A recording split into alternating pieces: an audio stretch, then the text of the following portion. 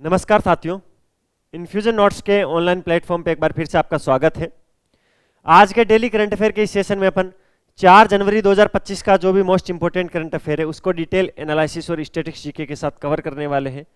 आप किसी भी गवर्नमेंट एग्जाम की तैयारी कर रहे हो, चाहे आप यूपीएससी सीएससी की तैयारी कर रहे हो, स्टेट पीसीएस या अदर किसी भी गवर्नमेंट एग्जाम जिसमें एसएससी, बैंक, रेलवे या अन्य कोई एग्जाम हो, प्रत्येक एग्जाम की दृष्टि से क्लास बहुत ही इंपॉर्टेंट है, क्योंकि इसके अंदर अपन करंट अफेयर का 360 डिग्री व्यू देखते हैं। इस क्लास से बाहर आपको करंट अफेयर का कोई भी क्वेश्चन देखने को नहीं मिलेगा, लेकिन आप इस क्लास की पीडीएफ को जरूर पढ़ना है आपको, क्योंकि इस पीडीएफ के अंदर प्रत्येक क्वेश्चन के नीचे डिटेल में एनालिसिस लिख रखा है, डिटेल में फैक्ट सिस्टमेटिक तरीके से लिखे हुए हैं। इस क्लास की पीडीएफ कैसे मिलेगी, इस क्लास के अंत में अपन उस पर भी चर्चा करेंगे। चलिए पहले आज के करंट अफेयर को शुरू कर लेते हैं। 4 जनवरी 2025 का करंट अफेयर क्या है। पहला क्वेश्चन, स्टार्टअप इकोसिस्टम को मजबूत करने के लिए डीपीआईआईटी ने किसके साथ साझेदारी की है। तो अभी कल एक साझेदारी हुई थी, किसके साथ? डीपीआईआईटी और एसपीएफ ने ये साझेदारी की थी। अब ये दोनों जो संस्थान हैं, इनकी पूरा नाम क्या है ये आपको याद होना चाहिए। डीपीआईआईटी का मतलब तो होता है उद्योग एवं आंतरिक व्यापार संवर्धन विभाग, और जो एसपीएफ है इसका मतलब होता है स्टार्टअप नीति फोरम। तो इन दोनों के मध्य समझौता हुआ। ऑप्शन नंबर 2 इस क्वेश्चन के परिप्रेक्ष्य में राइट ऑप्शन है। समझौता किसके लिए हुआ है, किसके लिए नहीं हुआ है, वो सारी चीजें आपको अच्छे से पता होनी चाहिए।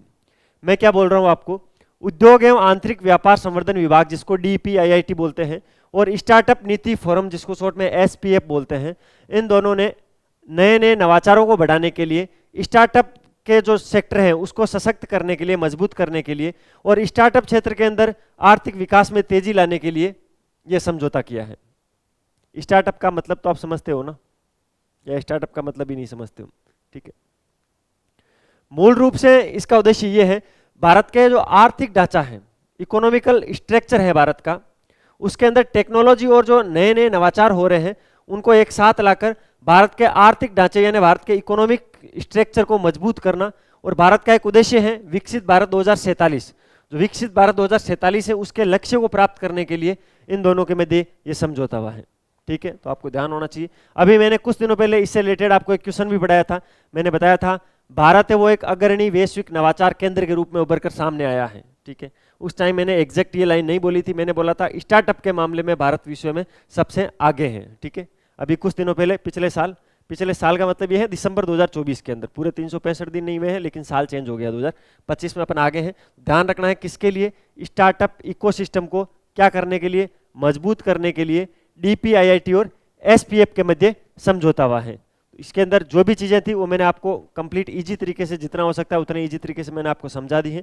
बाकी आप इसकी जो पीडीएफ है उसको देख लेना। अगला क्वेश्चन, प्रधानमंत्री नरेंद्र मोदी ने हाल ही में ईडब्ल्यूएस आर्थिक रूप से कमजोर वर्ग के लिए कितने फ्लैटों का उद्घाटन किया। अभी भाई विधानसभा के चुनाव चल रहे हैं दिल्ली के अंदर, तो आम आदमी पार्टी की ओर से बड़ी बड़ी घोषणाएं की जा रही हैं अरविंद केजरीवाल की तरफ से। तो मोदी जी ने बोला हम क्यों पीछे रहे भाई, तो कल उन्होंने एक सभा को वहां संबोधित किए और फिर वहां पर बहुत अच्छी अच्छी घोषणाएं की।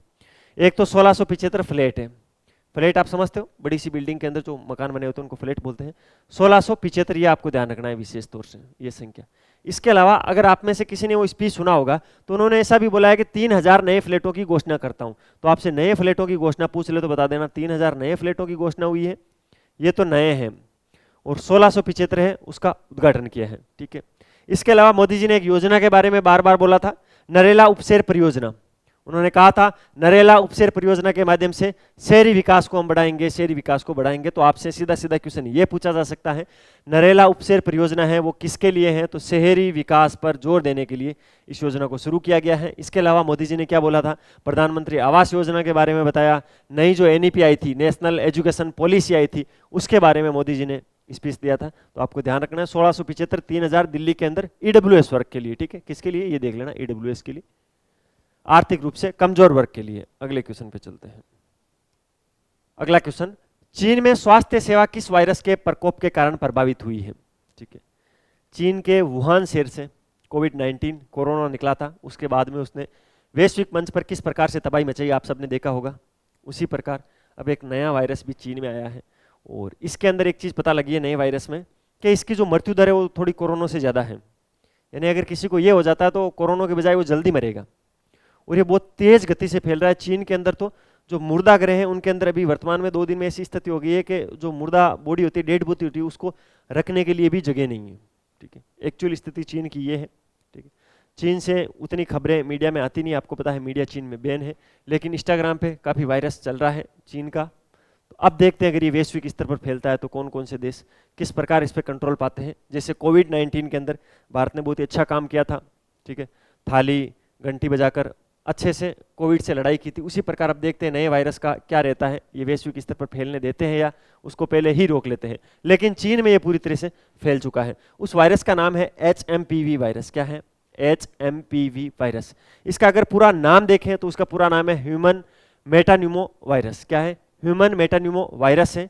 इस वायरस से होता क्या है, एक तो इस वायरस की चपेट में कोई व्यक्ति आ जाता है, उसको खांसी हो जाती है, बुखार आ जाता है, नाक बंद हो जाता है, गले में उसको खराश होती है, सांस फूलने लग जाता है। ठीक है, और इसके जो सिम्टम है वो 3 से 5 दिन तक एक नॉर्मल व्यक्ति में देखे गए।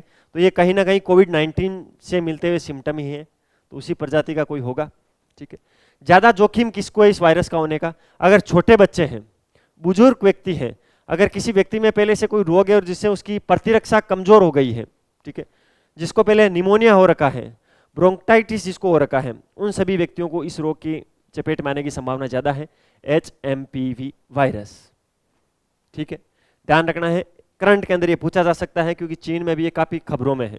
ह्यूमन मेटान्यूमोनो वायरस इसका पूरा नाम है और चीन के अंदर इसका प्रकोप भी जोरों शोरों से चल रहा है। भीड़ भाड़ वाले स्थानों पर तो बहुत बुरी तरीके से ये फैल रहा है और अस्पतालों के अंदर अभी से ये स्थिति हो गई है कि लोगों को अभी से बेड नहीं मिल रहे हैं चीन में। तो आगे देखते हैं क्या होता है इसकी वजह से। भगवान से दुआ यही रहेगी कि ये ज़्यादा ना फैले। राष्ट्रीय खेल पुरस्कार 2025 में कितने पुरस्कारों की घोषणा की गई? क्वेश्चन एज ए टीज भी पूछा जा सकता है और इस क्वेश्चन के अंदर टोटल 24 पुरस्कार दिए गए थे। राइट ऑप्शन ऑप्शन नंबर 3, राष्ट्रीय खेल पुरस्कार 2025 में 24 पुरस्कारों की घोषणा की। क्वेश्चन एज ए टीज पूछा जा सकता है या 24 में से कोई सा भी पुरस्कार पूछा जा सकता है। 24 के 24 पुरस्कार हैं वो एग्जाम की दृष्टि से मोस्ट इंपोर्टेंट है भाई। ठीक है, क्यों है? 2 तरीके से इंपोर्टेंट है। इंडिया करंट अफेयर में तो इंपोर्टेंट है ही, बाकी स्टेट के अंदर अगर किसी स्टेट वो खिलाड़ी किसी न किसी स्टेट का तो होगा ही भारत में। ठीक है, तो उस स्टेट के अंदर भी वो इंपोर्टेंट हो जाता है। तो आपको ध्यान रखना है। राष्ट्रीय खेल पुरस्कार 2025 में आपको अच्छे से पढ़ा देता हूं। 24 पुरस्कार किन किन को मिले हैं वो सारी मैंने लिस्ट यहां पर आपके लिए डाल दी है, ये देख लेना आप। खेल के अंदर उत्कृष्ट प्रदर्शन करने के लिए अर्जुन पुरस्कार किन किन को दिए गए हैं, ये जो मैं आपको बता रहा हूं 24 पुरस्कार दिए गए हैं। ये 24 पुरस्कार हैं वो अलग अलग श्रेणियों के अंदर दिए गए हैं, तो आपको ये 24 पुरस्कारों को अलग अलग याद रखना है। ठीक है, ये चीज आपको विशेष ध्यान रखनी है। अब ये अर्जुन पुरस्कार है, इसके अंदर देखो संख्या कितनी है, थोड़ी ज्यादा लग रही है, तो ये इंपॉर्टेंट कम है। इसके अंदर 4 ही संख्या है। मेजर ध्यानचंद खेल रत्न पुरस्कार में तो आपको ये केवल 4 ही याद करनी है। ठीक है, तो अब पहले देखते हैं अपन अर्जुन पुरस्कार किन किन को दिया गया है। 24 में से कितने अर्जुन पुरस्कार दिए गए हैं? 1 2 3 4 5 6 7 8 9। ध्यान रखना इस बार कितने अर्जुन पुरस्कार दिए गए हैं, तो 9 अर्जुन पुरस्कार दिए गए हैं। किन किन को दिए गए हैं? जीवनजी दीप्ति महिला है, पैरा एथलेटिक्स की खिलाड़ी है। अजीत सिंह पैरा एथलेटिक्स के खिलाड़ी है। धर्मवीर पैरा एथलेटिक्स के खिलाड़ी है। श्री प्रणव सुरमा पैरा एथलेटिक्स के खिलाड़ी है। श्री सचिन सर्जेराव खिलाड़ी पैरा एथलेटिक्स से संबंधित है। श्री नितेश कुमार पैरा बैडमिंटन के खिलाड़ी हैं। श्री नवदीप पैरा एथलेटिक्स है। सुश्री सिमरन पैरा एथलेटिक्स है। H Hokato Sema para athletics है। तो इन 9 लोगों को क्या दिया गया है? अर्जुन पुरस्कार दिया गया है। ये आपसे एग्जाम में सीधा सीधा पूछा जाएगा, ये ध्यान रखना है।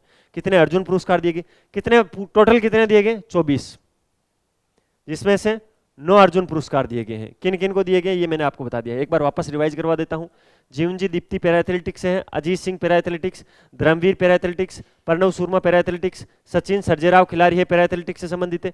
नितेश कुमार पैरा बैडमिंटन से संबंधित, नवदीप पैरा एथलेटिक्स से संबंधित, सिमरन पैरा एथलेटिक्स से संबंधित, Shri H Hokato Sema para athletics से संबंधित है। तो आप सबको याद कर लेना आप अच्छे से। ठीक है, इसके अलावा मेजर ध्यानचंद खेल रत्न पुरस्कार मोस्ट इंपोर्टेंट पुरस्कार है, ये इनमें सबसे इंपोर्टेंट है भाई। 3 लोगों को ये दिया गया, 3 लोगों को मेजर ध्यानचंद खेल रत्न पुरस्कार दिया गया है और यह काफी चर्चा में रहे। अभी श्री मुकेश डी शतरंज के खिलाड़ी है। मनु भाकर है, शूटिंग से संबंधित है, अभी मेडल लेके आए थे, आपको पता है मनु जी। श्री प्रवीण कुमार है, पैरा एथलेटिक्स से संबंधित है। और हरमनप्रीत सिंह है, हॉकी के हरमनप्रीत सिंह है, तो सॉरी इसको 4 कर लेना। ठीक है, तो इन 4 लोगों को मेजर ध्यानचंद खेल रत्न पुरस्कार 2024 दिया गया है। जहां ऑप्शन में 4 या 3 दिखे वो क्वेश्चन एग्जाम की दृष्टि से इंपॉर्टेंट है, वन डे एग्जाम की दृष्टि से। आपसे एक क्वेश्चन ऐसा पूछा जा सकता है 2024 के लिए निम्न में से किनको मेजर ध्यानचंद खेल रत्न पुरस्कार नहीं दिया गया, तो आपको जिसको दिया गया वो याद होने चाहिए। श्री गुकेश डी मनु भाकर शूटिंग से संबंधित है, प्रवीण कुमार पैरा एथलेटिक्स से संबंधित है, हरमनप्रीत सिंह हॉकी से संबंधित है। इन 4 लोगों को मेजर ध्यानचंद खेल रत्न पुरस्कार दिए गए। इसके आगे उत्कृष्ट प्रदर्शन के लिए अर्जुन पुरस्कार लाइफ टाइम अर्जुन पुरस्कार हैं वो किसको दिए गए? ये 2 अलग अलग श्रेणियों में दिए जाते हैं। देखो ये नॉर्मल वाले अर्जुन पुरस्कार हैं, ये लाइफ टाइम वाले हैं, ठीक है। ये किनको दिए गए?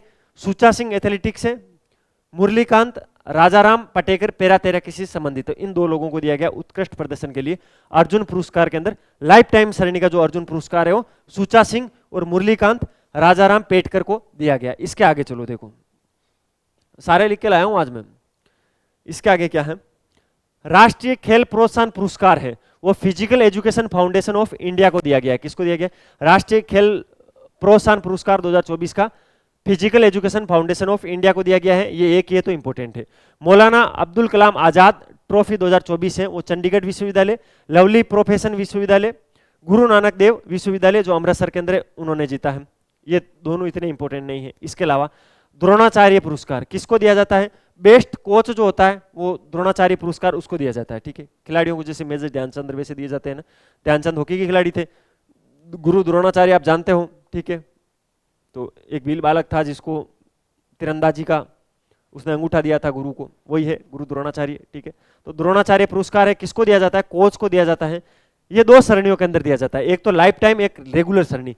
रेगुलर श्रेणी के अंदर तो सुभाष राणा पैरा शूटिंग के कोच है, दीपाली देश पांडे निशानेबाजी की कोच है, संदीप सागवान हॉकी के कोच है। इनको तो रेगुलर श्रेणी के अंदर द्रोणाचार्य पुरस्कार दिया गया। द्रोणाचार्य पुरस्कार 2024 के लिए लाइफ टाइम श्रेणी के अंदर किसको दिया गया? श्री एस मुरलीधरन बैडमिंटन के कोच हैं, श्री अरमांडो एग्रलो कोला को है वो फुटबॉल के कोच है। तो इन दोनों को दिया गया है लाइफ टाइम श्रेणी के अंदर और इनको दिया गया है रेगुलर श्रेणी के अंदर। अब एक बार काउंट करना, 2 3 4 5 6 7 8 9,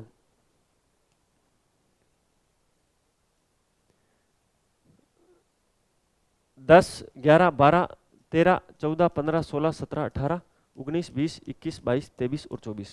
मैंने बताया थे 24 पुरस्कार दिए हैं। किस किस को पुरस्कार दिया है, कौन सा पुरस्कार दिया है? 24 के 24 राष्ट्रीय पुरस्कार मैंने लिख दिए हैं खेल वाले। इसकी पीडीएफ ले लेना, इसको 2-3 बार नजर से बाहर निकाल लेना, कहीं भी इसको लिख लेना, ये याद कर लेना भाई, अलग अलग श्रेणी वाइज याद कर लेना। एक क्वेश्चन कन्फर्म आएगा आगामी 1 साल के अंदर, कोई सा भी एग्जाम दे देना आप, फिर मत बोलना सर आपने बताया नहीं, ठीक है। मैंने मेरा फर्ज निभा दिया है आपके लिए।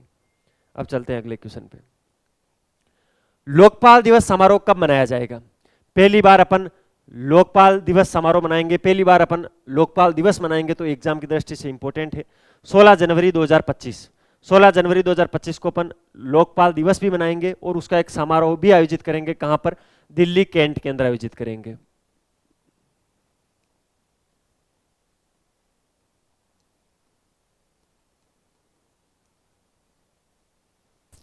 दिल्ली कैंट के अंदर पहला समारोह आयोजित होगा लोकपाल दिवस के अवसर पर। लोकपाल दिवस 16 जनवरी 2025 को, ठीक है। और भारत के जो वर्तमान में मुख्य न्यायाधीश है न्यायमूर्ति संजीव खन्ना, वो इस कार्यक्रम में उपस्थित रहेंगे। और वहां पर लोकपाल को लेकर जिन्होंने संघर्ष किया है, जिसके अंदर जैसे आप जानते हो अन्ना हजारे, ये सब लोग वहां पर शामिल होंगे और उनको पुरस्कार दिए जाएंगे, ठीक है। ये कार्यक्रम क्यों किया जा रहा है? तो लोकपाल की भूमिका और भविष्य की दिशा पर ध्यान केंद्रित करने के लिए पहली बार अपन ये प्रोग्राम करेंगे। 16 जनवरी 2025 को लोकपाल दिवस मनाएंगे आज से अपन, और लोकपाल दिवस पर पहला समारोह कहां पर आयोजित होगा? दिल्ली कैंट के अंदर आयोजित होगा। इसके अंदर न्यायमूर्ति जो वर्तमान के अंदर भारत के मुख्य न्यायाधीश हैं न्यायमूर्ति संजीव खन्ना, वो भी रहेंगे। अन्ना हजारे इसके अंदर आएंगे। लोकपाल की क्या क्या भूमिका होती है वो समझाएंगे। भविष्य के अंदर लोकपाल की दिशा क्या हो सकती है उस पर ध्यान केंद्रित किया जाएगा। अगले क्वेश्चन पे चलते हैं। पुजारी ग्रंथि सम्मान योजना किस राज्य या केंद्र शासित प्रदेश ने शुरू की है? कौन सी योजना भाई? पुजारी ग्रंथि सम्मान योजना। अभी मैंने आपको बताया चुनाव कहां चल रहे हैं विधानसभा के, दिल्ली के अंदर होने वाले चुनाव, तो ये दिल्ली के अंदर इसकी घोषणा की है। कौन करेंगे अभी? तो अभी सत्ता पक्ष आम आदमी पार्टी और अरविंद केजरीवाल ने पुजारी ग्रंथि सम्मान योजना शुरू करने की घोषणा की है, ठीक है। बोला कि 30 दिसंबर से योजना शुरू है। कब से? 30 दिसंबर से।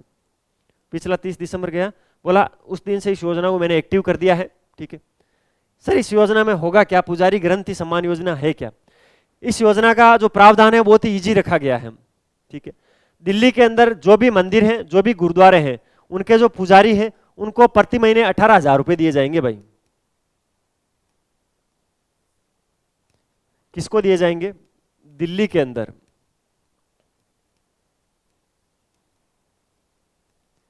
मंदिरों,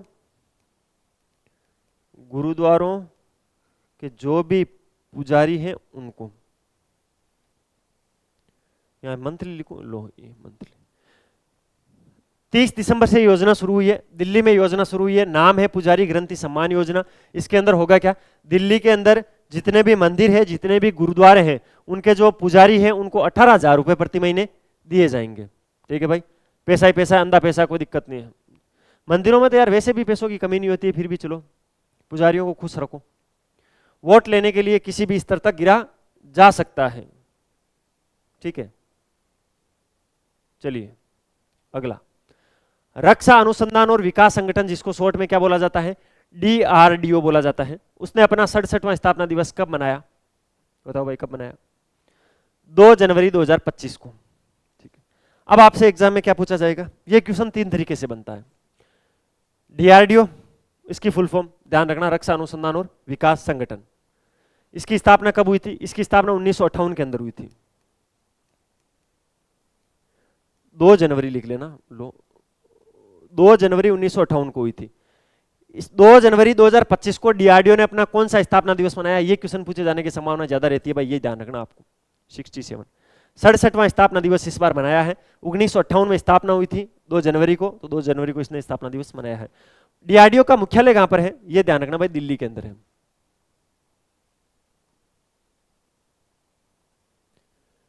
जो DRDO संस्था है वो किसके अंडर काम करती है? तो ये रक्षा मंत्रालय भारत सरकार के अंडर काम करती है।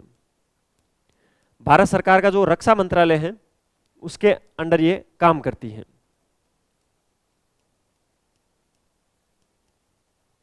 यहां तक कोई दिक्कत नहीं है। वर्तमान के अंदर DRDO की कितनी प्रयोगशालाएं हैं? तो 52 प्रयोगशालाएं, ये आपको ध्यान रखना है। कितनी? 52।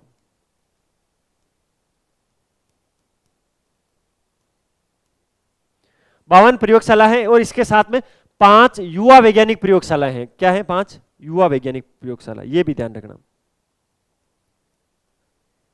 युवा वैज्ञानिक प्रयोगशाला,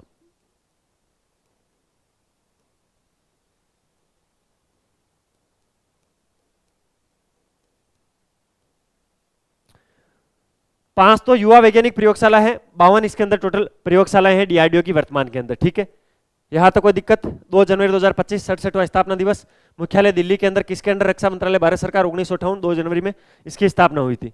इसकी स्थापना क्यों की गई? इसका उद्देश्य क्या है सर? क्या उद्देश्य, इस DRDO क्या काम करता है? तो भारत की जो रक्षा को अत्याधुनिक, मॉडर्न और उसके अंदर नई नई प्रौद्योगिकियों को विकसित करने के लिए DRDO कार्यरत होता है। कौन कौन सी ऐसी कर दी आपने? अग्नि और पृथ्वी मिसाइल के बारे में सुना, वो DRDO की है। LCA तेजस के बारे में आपने देखा, लड़ाकू विमान है, वो इसका है। अर्जुन टैंक DRDO का है। INS अरिहंत जो चलती है वो इनका है। रडार प्रणाली है। चिकित्सा के अंदर जो नई नई प्रौद्योगिकियां होती है उसमें कई प्रौद्योगिकियां DRDO की है, तो DRDO यही काम करता है। रक्षा मंत्रालय के अंडर आता है भारत सरकार के। 52 प्रयोगशालाएं हैं, 5 युवा वैज्ञानिक प्रयोगशाला। 1958 के अंदर 2 जनवरी को इसकी स्थापना हुई थी।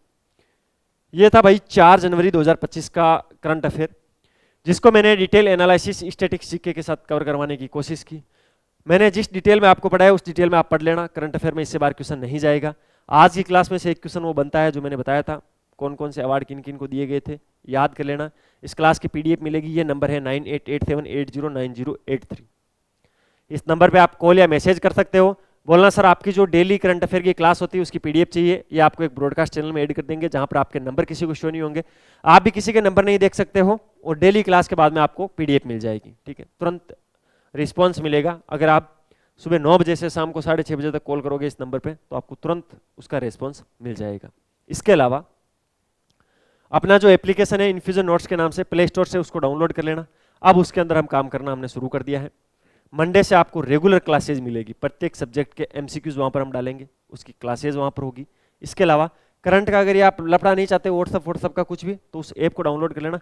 कल मंडे से उस ऐप पर भी ये करंट की क्लास रेगुलर हो जाएगी, और उसकी PDF सेक्शन में ये PDF भी हम डाल देंगे। ठीक है, अपनी तैयारी जारी रखो, अपने स्वास्थ्य का ध्यान रखो। मिलते हैं कल फिर नए सेशन के साथ, जब तक के लिए टेक केयर, जय हिंद। हाँ, सोच क्या रहे हो, चैनल को सब्सक्राइब भी करना है, वीडियो को लाइक भी करना है, एक अच्छा सा कमेंट कर देना। ठीक है, ओके बाय।